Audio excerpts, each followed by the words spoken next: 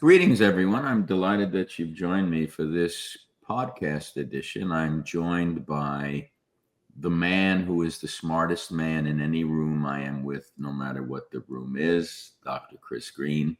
And I like to embarrass him and just set it up so that he just feels all this pressure to have all the right answers about whatever I say. Now, I'm not the smartest man, but I am smart enough to know I don't have all the right answers. Well, I can tell you that in our conversations, you've had a pretty good track record, so it's good enough for me. There you go. So I asked Dr. Chris to come on and just ask me questions that I couldn't ask myself that might help those of you that might be struggling with issues. And so I'm going to let him moderate the questions, and he's going to be Larry King, and I'm going to be his guest.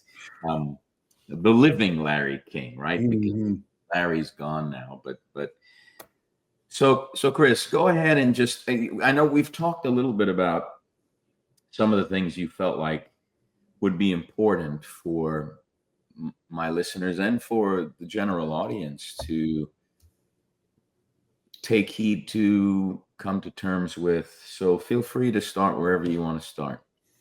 Yeah, I think there's so much that's changed, it seems, so quickly. And I know your own life has changed a lot. My life has changed.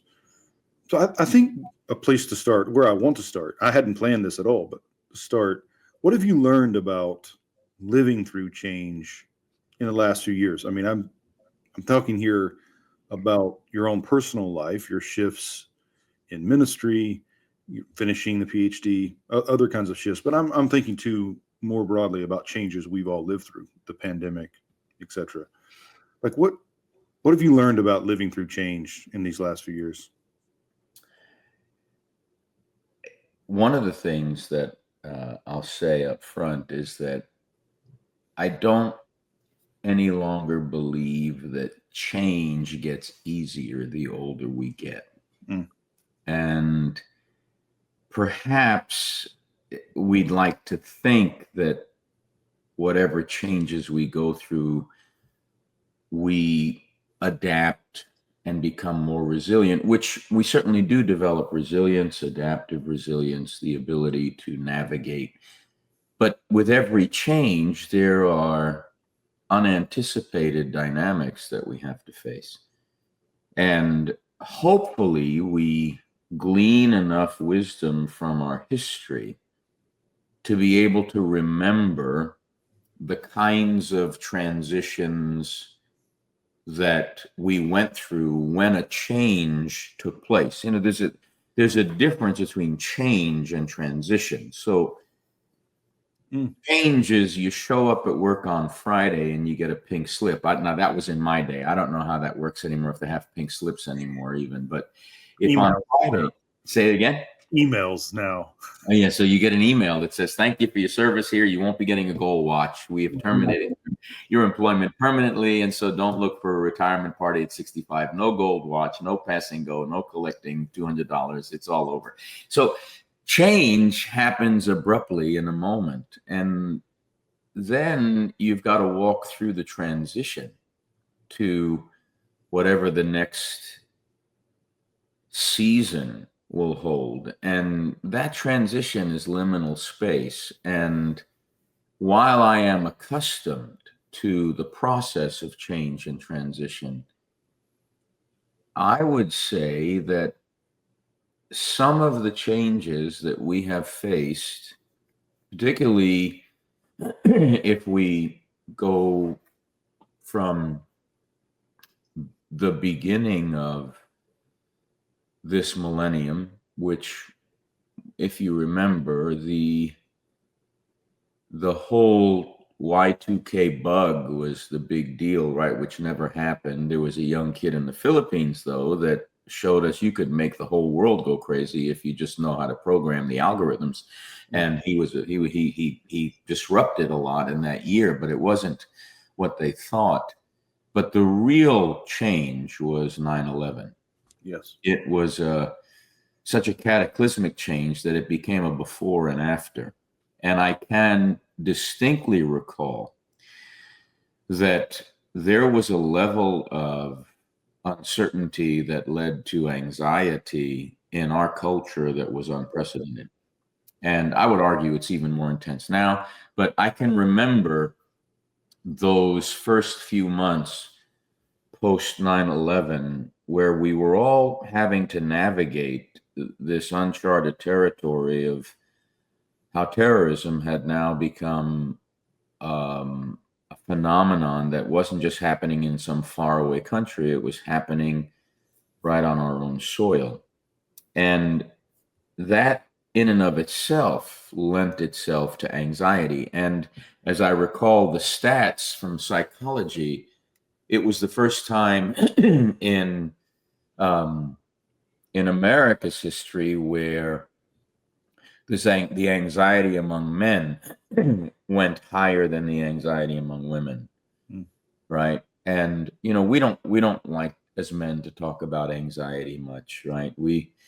Um, we don't like to consider how uncertainty can lend itself to anxiety, and depending on where we are in the generational categories, we all learned how to cope with uncertainty from those who raised us. And I can tell you that I grew up in an environment where anxiety was second nature to my family. And so that got magnified in my generation. And as a result of that, when I personally faced 9/11, I had to experience how I was going to handle anxiety. Now, surprisingly, um, as I recall, I managed the anxiety pretty well. But then it wasn't that long after that that I hit my own perfect storm, which you and I have talked about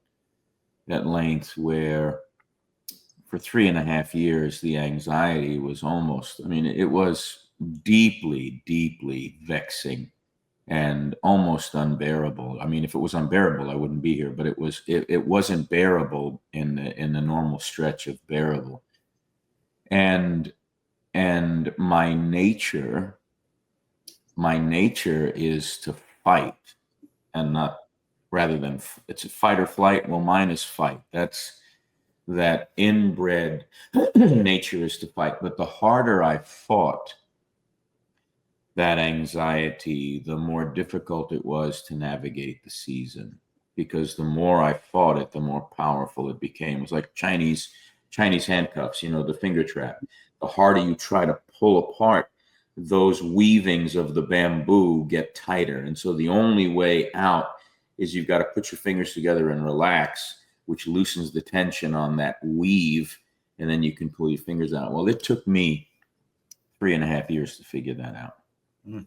With that kind of personal dynamic. Now, if we fast forward to COVID, what was interesting to me was that somehow that dark season enabled me to look at that collective eruption of anxiety in a different way. And we had to navigate our way through that, certainly as pastors and leaders and our churches, right? And so I felt confident and resolved that I could help the saints chart a course through that uncertainty where they could, to a relatively healthy degree, manage anxiety and maintain hope for the future. And there was a lot about that season that required the reiterating of the message of hope, and also articulating how do we embody non-anxious presence in a very anxiety producing environment. And again, it was a learning curve, but I think for me personally, my personal dark season of anxiety and depression, um, what I learned from that season was, and still am learning all these years later, served to help me to help others to navigate through COVID.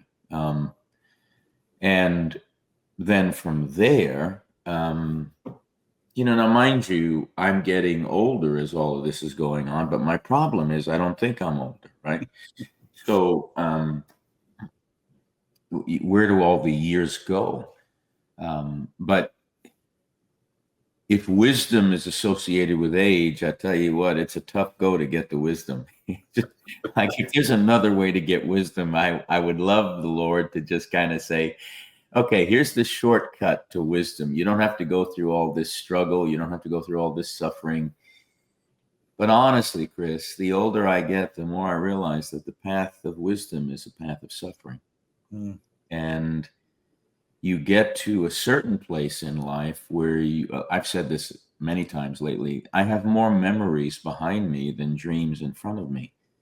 So I count it privilege to have whatever dreams there are before me, but I also continue to learn lessons from the memories I have behind me and draw from them to provide the necessary impulse and impetus to keep moving forward, because Lord knows, I think the last 5 years post-COVID has been equally challenging on many levels. And I always have to think this is not just about me, this is about the people that take my lead. So if people are taking my lead, where am I leading them? And those kind of questions are different for me at this season of life than they were when I was in the prime of my life. Sure. And that's one of the questions I wanted to ask you. How would you talk to your younger self about the changes and transitions? I think that's an important distinction you've drawn attention to that were going to come. So if you could talk to yourself in those days after 9/11, or even an earlier version, what would you say now? Like, knowing what you've lived through and how you've learned from it and been shaped by it, how would you prepare your younger self for what he's about to undergo? Apart from telling you ain't got a clue what you're about to face. Right. The direct New York Italian dysfunctional approach, you haven't got a clue. Slap upside the head.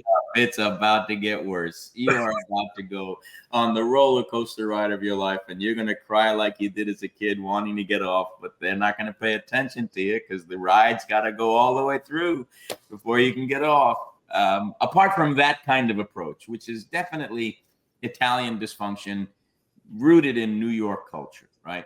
Apart from that, I think if I were able to sit with my younger self, let's say in my 40s, I think I would carefully invite that younger me to pay attention to the little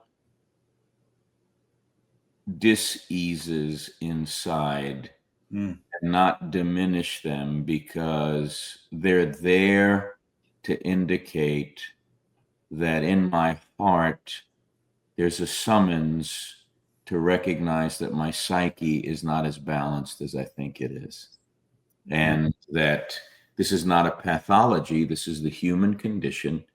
And if I fail to pay attention to those things, they will clamor for more and more attention as I move forward until I cannot avoid facing them. And I think for me, because, again, I would say for me, because anxiety was quite the reality for me growing up, that would have been something that, while I would have thought I handled it okay, in relation to something I would consider behavior modification. It didn't really deal with the deeper roots of the what ifs that were haunting me. James Hollis, the depth psychologist, brilliant man, said that we all live in haunted houses and lay on memory's bed, right? But I'm misquoting that. It's something to the effect of we all live in haunted houses and while we lay on memory's bed. And that rings so true now in a way I don't think I would have understood it, but would have loved to have been prepared for it at an earlier age. Now, mind you, that I am not dismissing that I had already in our tribe, in what I would call the move of God, we had the inner healing movement and deliverance, and there's a certain place for all that. But I would argue now that it was a noble attempt to address unfinished business, but it didn't have a thorough enough equipping of the nature of the psyche. It was simply, the Bible says this is what we've got to do, which is it's fine that the scripture says it, but the dynamics of the human psyche and the terrain of the human psyche, understanding how to navigate that and how we bear things that are not always that easy to sort out. What I know now has really brought a lot of clarity for me to my journey in Christ. It makes me wonder, what is the wisdom of God, do you think, in having our lives take that shape, right? I mean, because I heard our friend Robbie Waddell on Sunday saying, when we find something, we say, it was in the last place I looked, which of course he says, it's in the last place you look. You quit looking once you found it, right? And when we look back on our past, we can't help but say, if I had known. I did not know, and if I had known.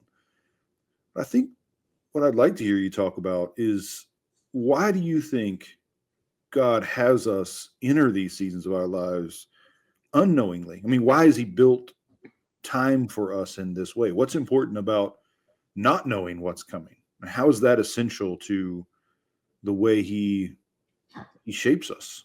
Yeah. Well, obviously, we walk by faith and not by sight. We serve the God who calls those things that are not as though they are.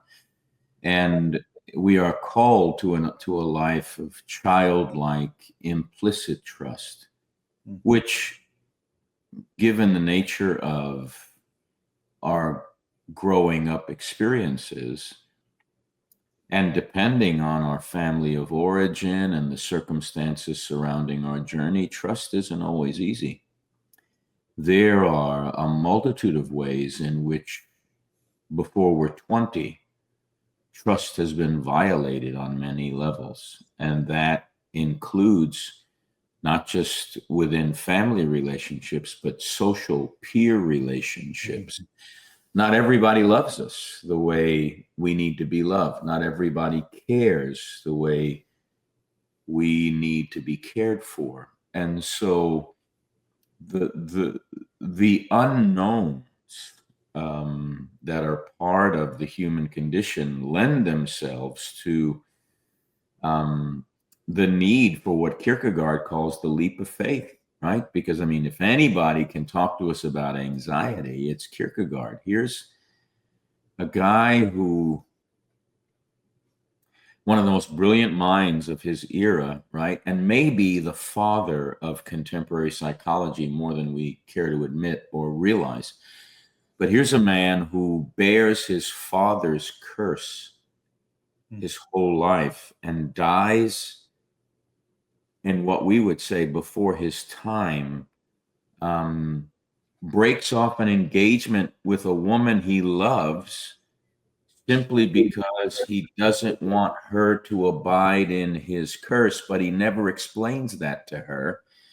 And so she's left in the dark. And yet this is the man that wrote volumes on what's the sin unto death. I mean, what is the dread of anxiety? What is the leap of faith? And somehow coming to terms with the fact that all of us wrestle with the anxiety of our existence, whether we realize or not. And something I heard a few weeks back from a psychologist, Christian psychologist, that just deeply impacted me, because we were having a conversation about anxiety and we were reflecting back on my life, and I was working some things through with him in the conversation. And he said, well, Mark, he said, you do know that, which I didn't know, but whenever somebody says you do know and they know more than you, you can say, oh, of course I knew. But no, I didn't know. He says, you do know that anxiety is simply the analytical part of our brain trying to figure out what the deep-rooted fear is. So anxiety is simply the psyche's analytical response to a fear we haven't fully reconciled. Mm-hmm. And I can tell you that I have had to work through in my own life a boatload of fears, right? The primary fears.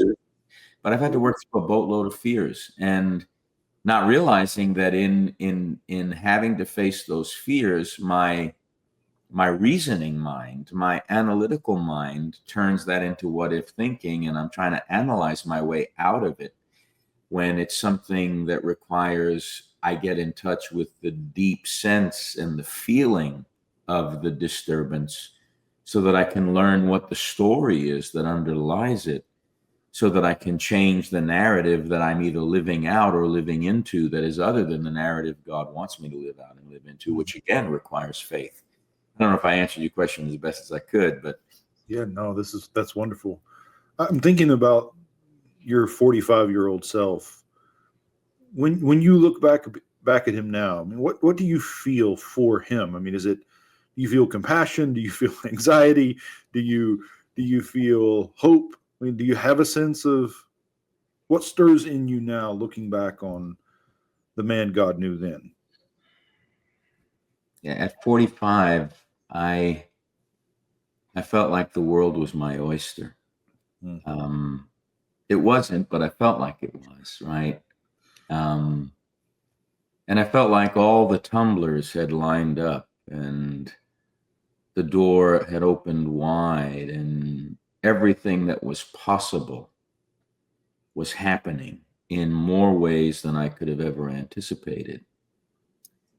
But the classic line is, had I seen the bus coming, right, I'd have gotten out of the way. Mm-hmm. Because within 6 years of that era of what at the time I thought was my golden era, that bus ran me over, and it took me 4 years to get back up again.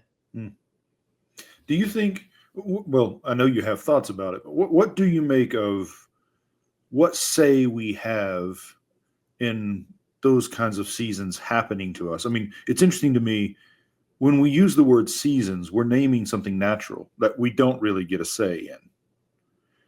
But then some of this, the bus running us over, isn't quite natural. It's an accident. Mm-hmm. So if we talk about your dark season, in some ways that seems to have been, if I'm hearing you rightly, natural, almost inevitable, in the way that there are going to be nights that follow days and winters that follow summers and so on. But then some of this is you couldn't get out of the way, or you didn't. So talk about, like, how do you make sense of that tension?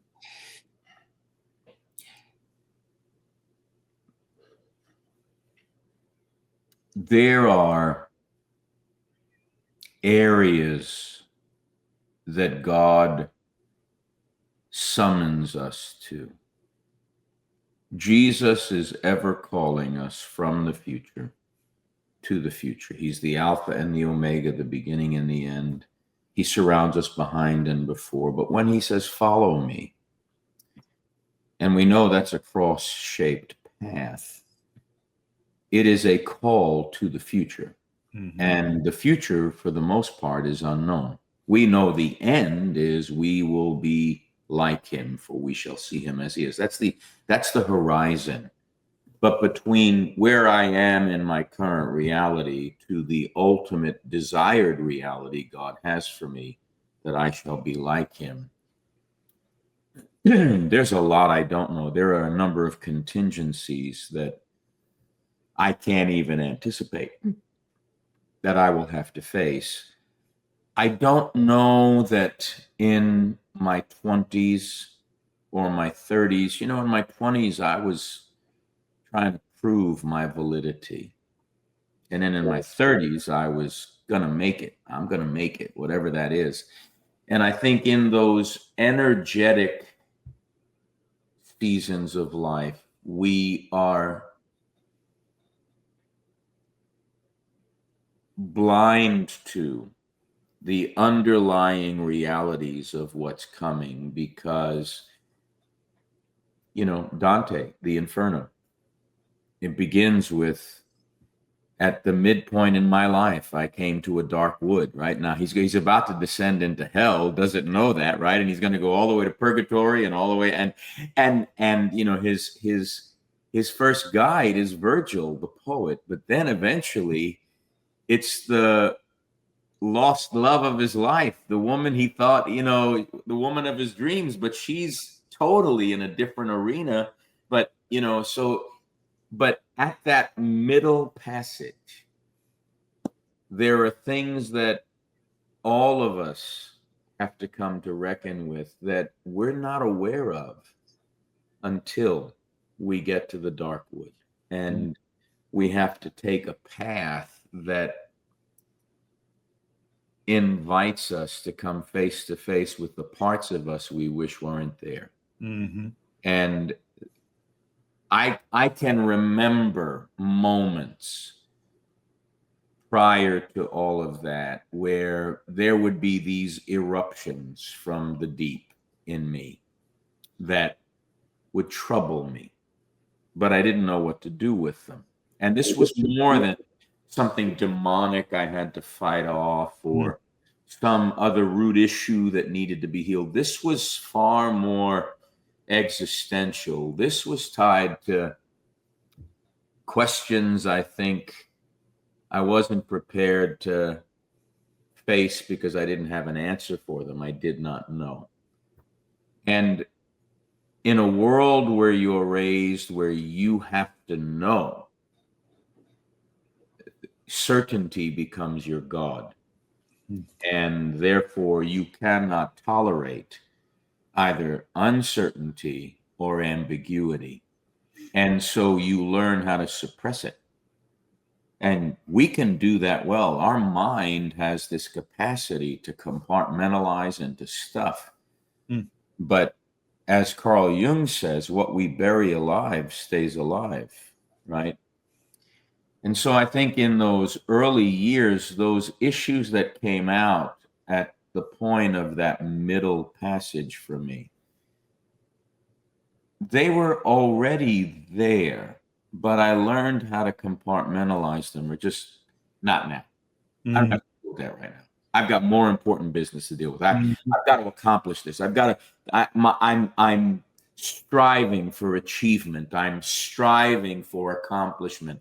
I've got these goals I've got to reach. And this is the season in my life when I've got to do this. I wouldn't stop to ask myself, well, why do you have to do this? It was that inner drive that just demanded all the energy, shifted my awareness to the point where I could look at this and say, not now.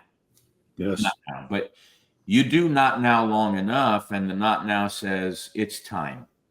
And since you haven't paid attention to me up until now, I'm going to come with such a force that you're not going to be able to avoid me. And I think that's the bus. I think the bus is, the bus is a metaphor, I think. Yes. for the journey of life that we're not on alone. This is a very human experience, right? It's not a motorcycle, it's not a bicycle, so it's not. The bicycle, a motorcycle, you could handle getting run over, right? A bicycle, but if it's a bus, there's a bus driver. There are all these passengers on the bus. Mhm. There's however many wheels on the bus, 8 in the back, 4 up front, or whatever, or double wheels on, whatever that is. That bus is a collective, and there's more than me traveling that bus. And somehow I have to realize that life itself is going to force me to accept what Mhm. Bob Mumford called the Adam factor. Mm-hmm. I wonder if it's fair to say that when we don't enter into the season that naturally comes, eventually the bus on its schedule runs us over because we're not where we should be. We're in the bus's way. It's on its own schedule. It has its own natural cycle. But we're where we shouldn't be when we shouldn't be because we didn't enter the season. We probably should be on the bus rather than under. Right. So this makes me think. I'm asking a lot of questions about you and your story, but let me ask you to shift hats for just a moment. Put your mitre back on. I know as a bishop you love wearing the mitre. Yeah, not me. Let's think.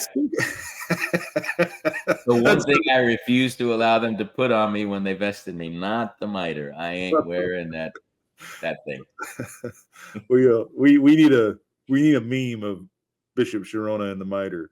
Everyone needs that in their life. But I'm thinking now for you to reflect on these men and women, high functioning, driven 30 and 40-year-olds who are not dealing with the business, not stepping into the season because they don't feel they have time for it, or because they don't know how to do it, or they don't know how to do it in a way that's safe. Like, what kind of advice would you give to them? People who are at whatever level and in whatever context are running, they're about to step out in front of the bus. If they don't come to terms with this unfinished business in their lives, which of course is going to have a lot to do with that unresolved pain, the ungrieved griefs of their life. What advice do you have for those who just don't know what to do, though? Even if they recognize it and sense the truth in what you're saying, they're not sure how to respond. I think the first thing is they've got to get in touch with what matters most in their life. The natural tendency when you're 20-something and 30-something is the drive for achievement. We seem to come to a place where we want to stake our claim and be who we are apart from the herd and apart from even our parental oversight. We want to be us. And there's a certain healthy dynamic about that that's essential to growth and development. As you know, Erik Erikson in the stages of development talks about what happens in the adolescent years where it's possible. If things are not fully sorted out in a healthy way, we can end up in identity moratorium and identity deficit. And then we carry that. Somehow we stop growing as persons and we carry that wounding into adulthood. And again, to reiterate, none of us enters adulthood without wounds.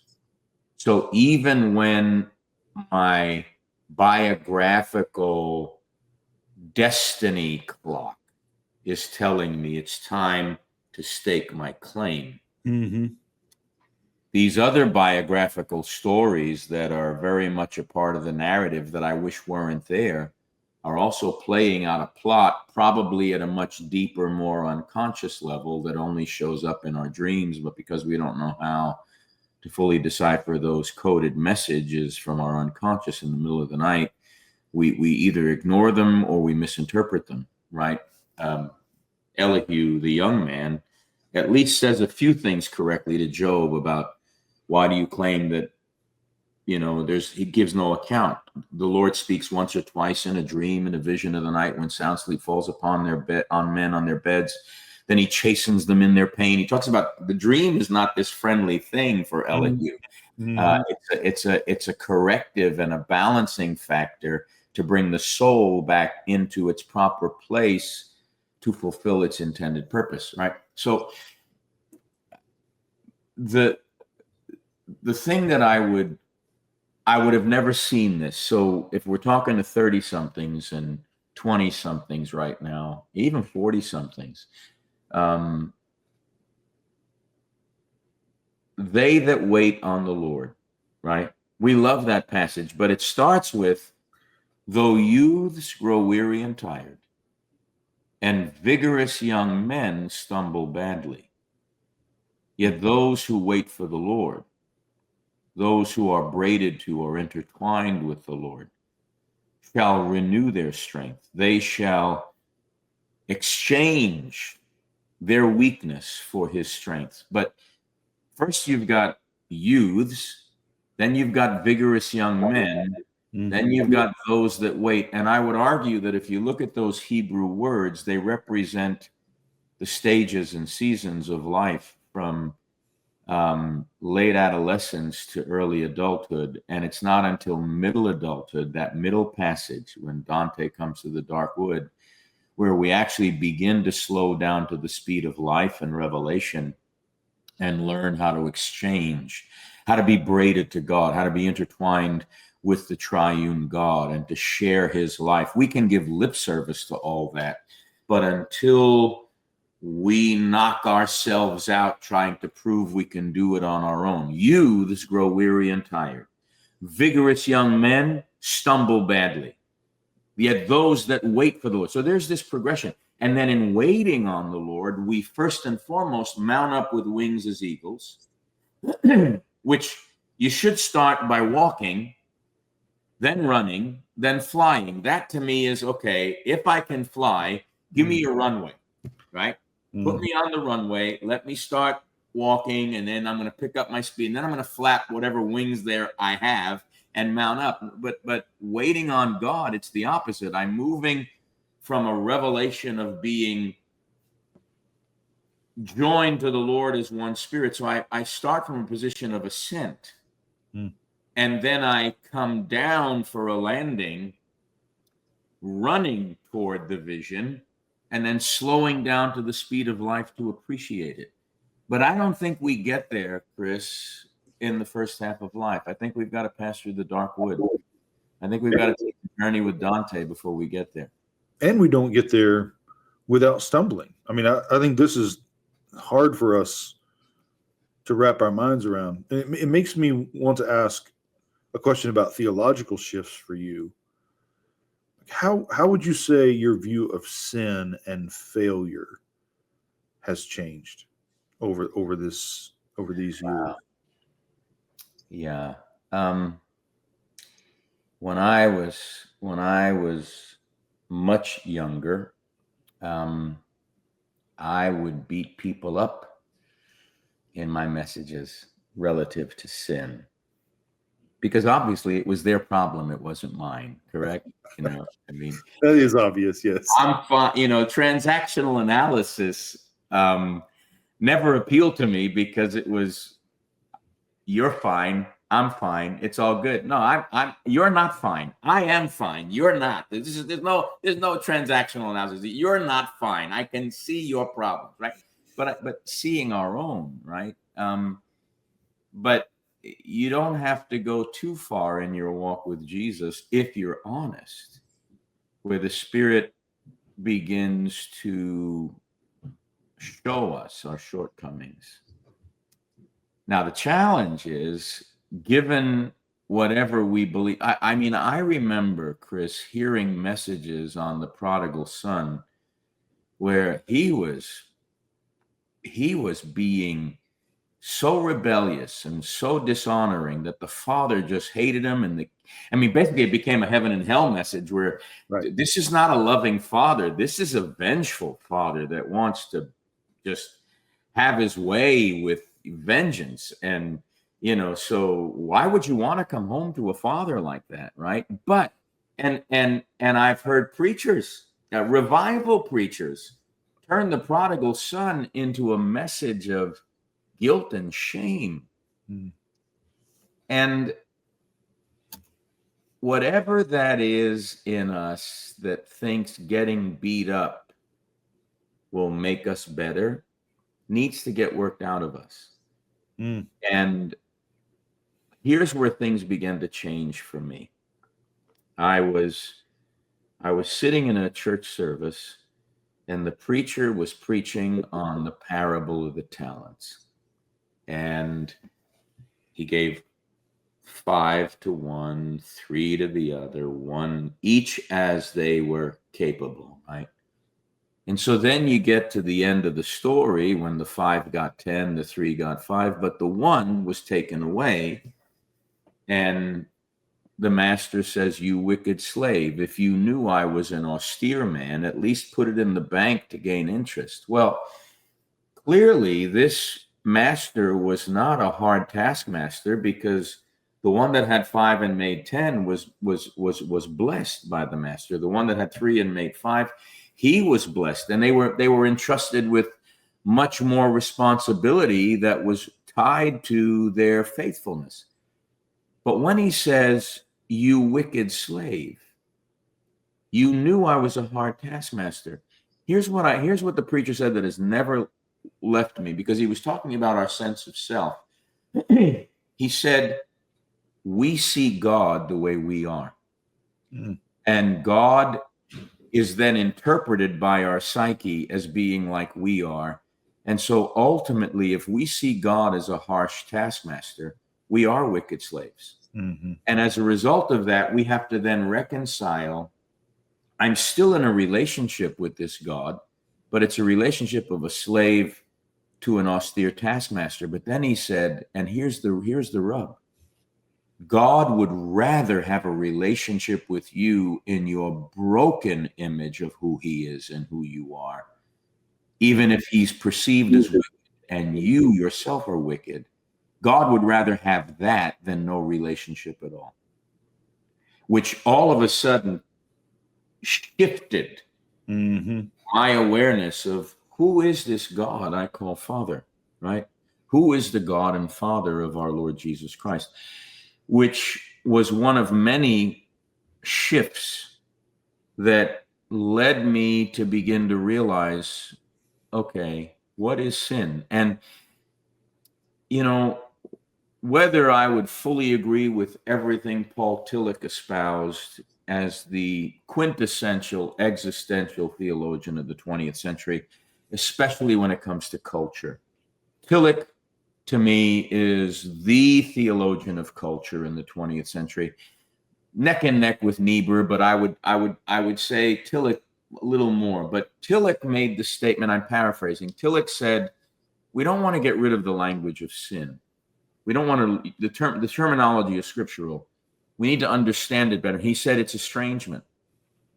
It's alienation. And when I began to think about sin as alienation, sin as estrangement, hamartia, to miss the mark, this bullseye that I miss, I fall short of that,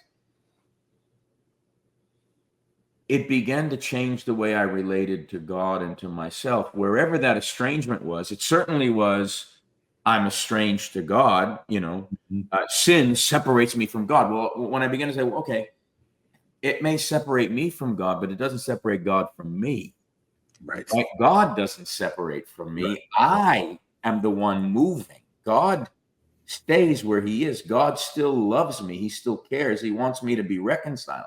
But God isn't the one that's moved. I'm the one that's moved. Right. So what I have to come to terms with, and the way I've taken Tillich's concept, is when I would hear sin separates me from God, I would start to say, wait a minute, sin doesn't just separate from me from God. If I look at the story in Genesis 3, when they ate of the tree of the fruit they were not to eat of, Adam and Eve hide. So they're hiding from themselves, not just God, right? So sin separates me from God. then from myself, then from the people I'm related to, because he basically blames his wife, right? All of a sudden now, the woman that he loves, he says it's her fault. And then it separates me from creation itself, and then therefore my purpose. So I am there are 5 degrees, we talk about 6 degrees of separation. Well, there are 5 degrees. I'm separated from God, I'm separated from myself, I'm separated from others, I'm separated from my purpose, and I'm separated from creation. All of that has to be reconciled, and I prefer, now again, this is me, most of the folk that know me know I am not a Calvinist in my theology. So I'm not predisposed to making my default position penal substitutionary atonement.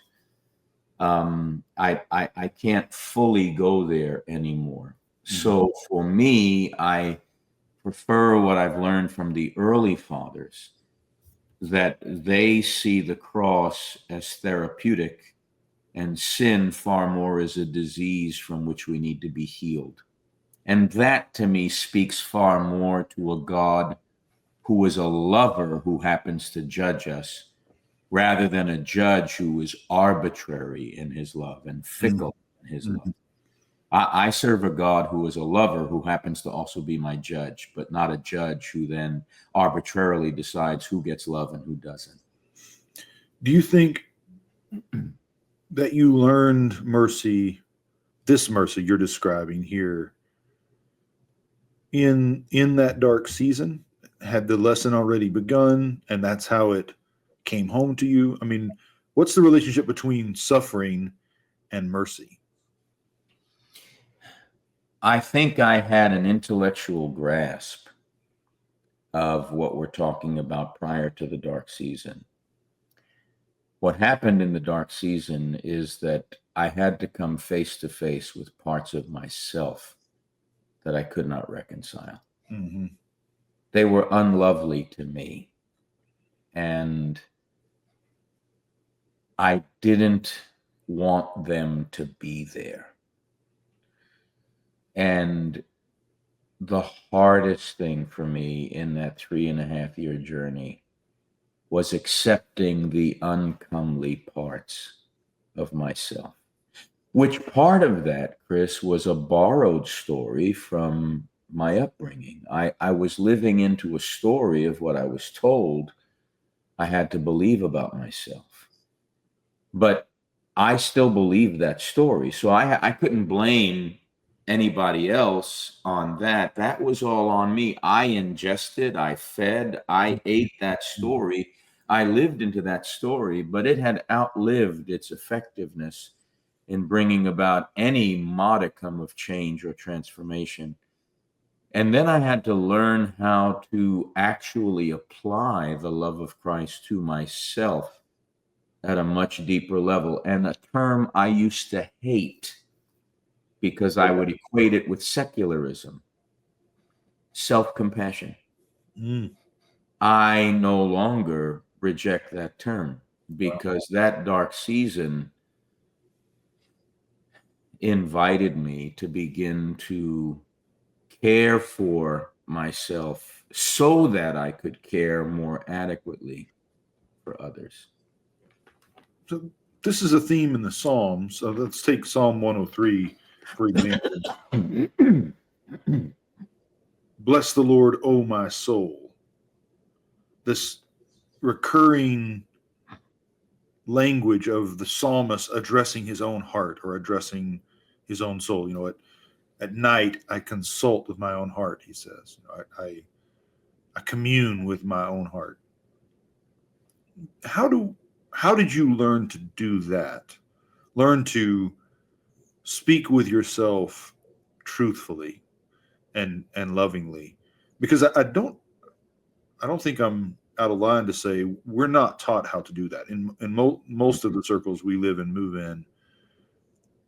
That kind of self-awareness, self-compassion, self-understanding is never really named, much less taught. So how did you learn to do it? How did you learn to hear yourself in that way? Great. That's a great question.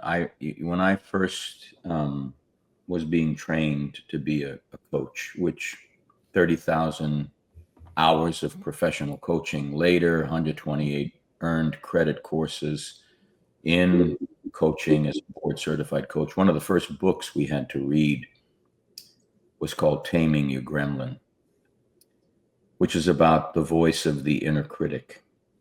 Mm. And most of those that are listening know full well what the inner critical voice sounds like. And we can blame that one on the devil, but we don't need the devil to beat ourselves up. We do a pretty good job. So most of our self-talk is until we become conscious of the voice of the inner critic, the predominant volume of self-talk is negative self-talk. I think I read somewhere years ago that 70% of our self-talk is negative, and 70% of that 70% is unconscious. And until we are willing to make it conscious, which is a process, right? Getting in touch with our feelings, because the feelings are the surface, and then those narratives are below that, and then the metaphors that are below that, right? That are deeply embedded, the mental models, the schemas by which we see reality that have to be healed and transformed and renewed by the Spirit.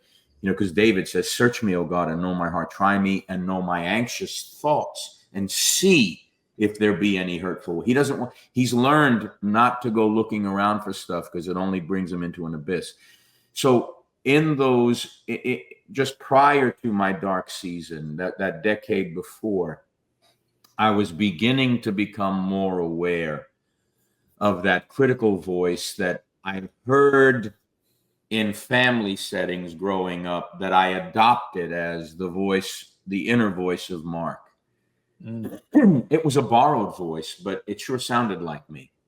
And it wasn't until I was in my dark season and had no choice that questions began to come. And I didn't realize they were by the Spirit, but deep inside, the Spirit was searching my heart and asking me questions like, where did you learn this? Whose voice is this anyway? And I had to come to terms with those deep-seated areas where I had adopted an external voice that was very devaluing, very diminishing, and very, very degrading in many ways. And so, guilt is, I did something wrong. Shame is, there's something wrong with me. And you could say something to me that I could hear as I did something wrong, but the greater reality would be as I would hear it as there's something wrong with me. So that shame-based identity, which was formed within a context, was also sustained by that inner critical voice. And that's what it takes to be a man.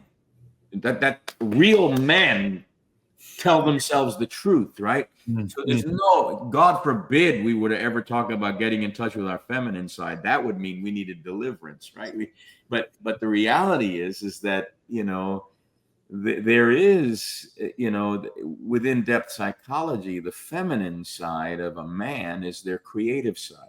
The masculine side of a woman is her creative side. So the ways in which we look at male and female have to also be understood in terms of within us, there's masculine and feminine, and not in terms of sexuality as much as in terms of the same way that in language, certain words are gendered masculine, certain words are gendered feminine. There are traits, there are virtues.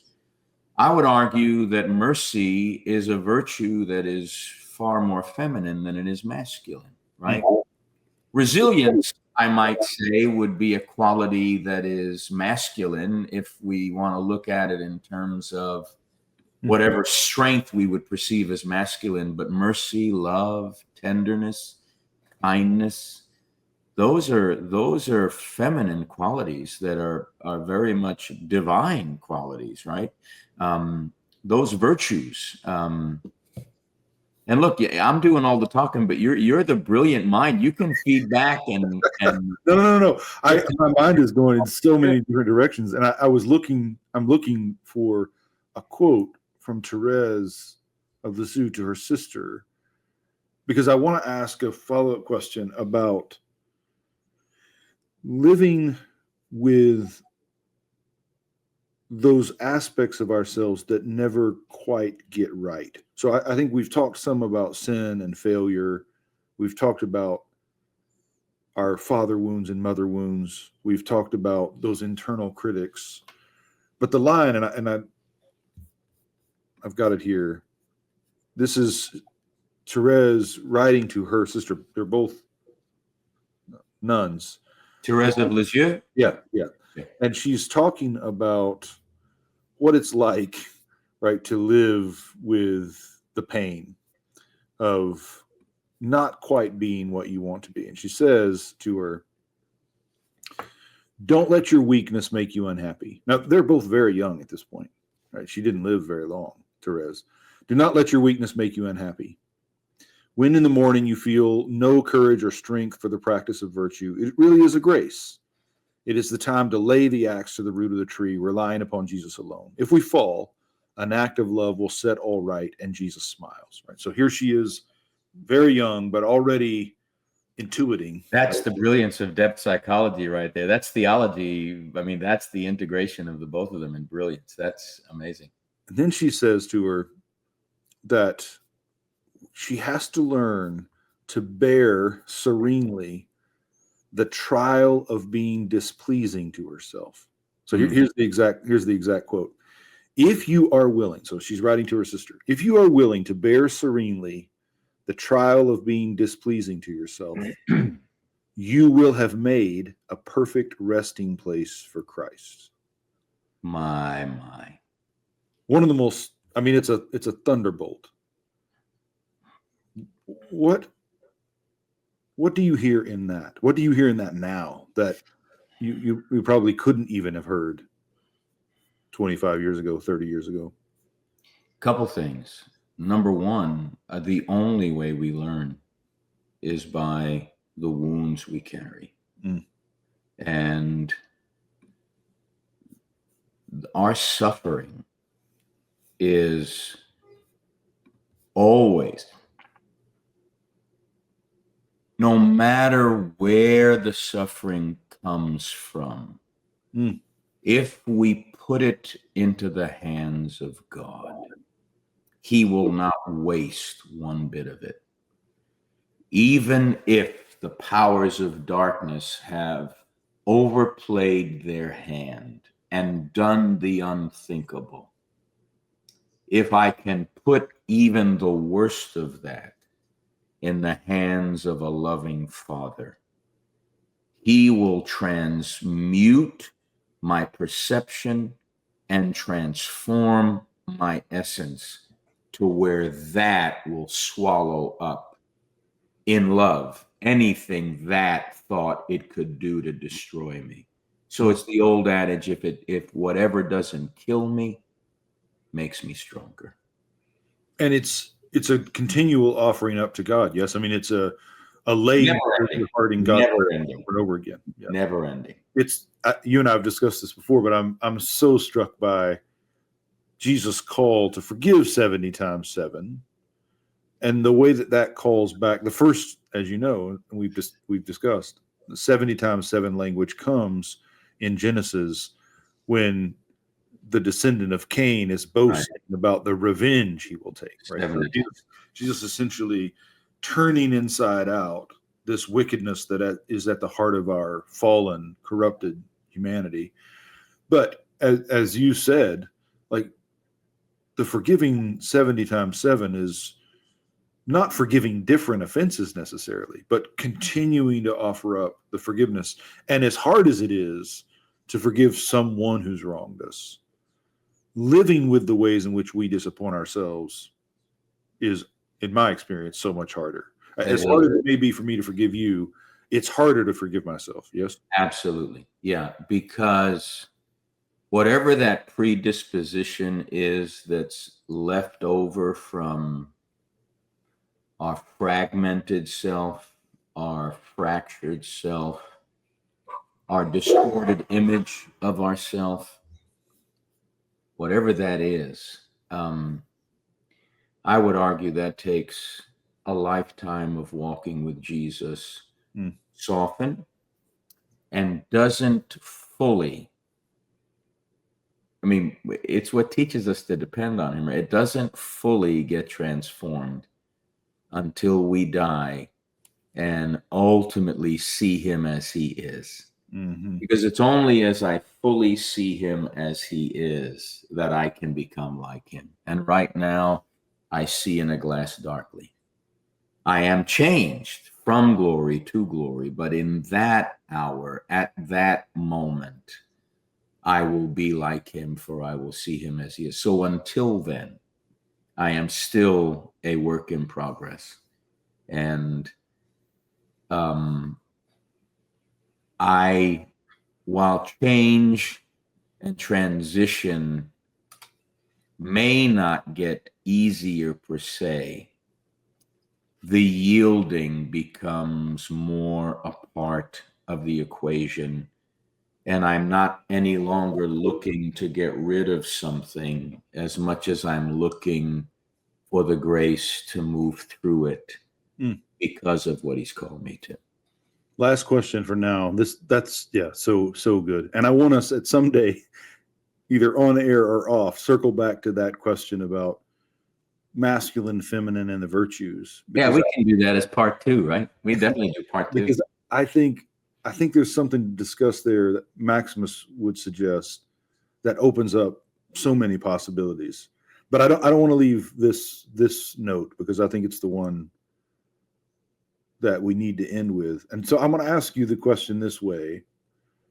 When you were, again, 30s and 40s, what do you think you wanted to hear Jesus say of you? And what do you want to hear him say now? Wow. I think if I were looking back then, I'd want to hear him say, I see you. I see you. What I want to hear him to say now is, I know you.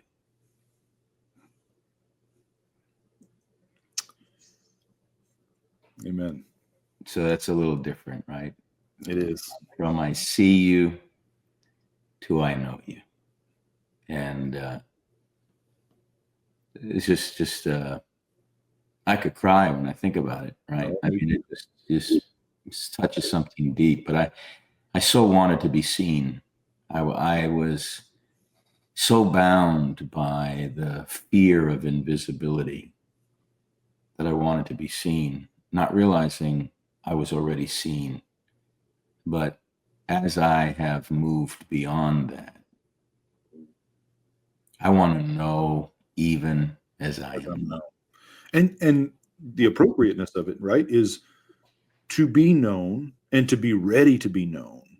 You have to be seen and to be comfortable being seen. Yeah. We want to be seen, but it's actually hard to be seen. Yeah. And without that, we'll never be known or know. Right.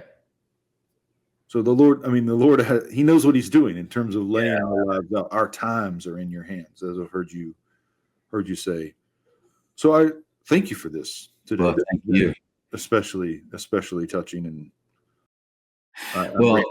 yeah, I'm going to, gang, all of you that are listening and watching, if you are at least inquisitive about part 2, because there may be a part 3 and a part 4, but just let us know in the comments, because we will resume the conversation as soon as we can.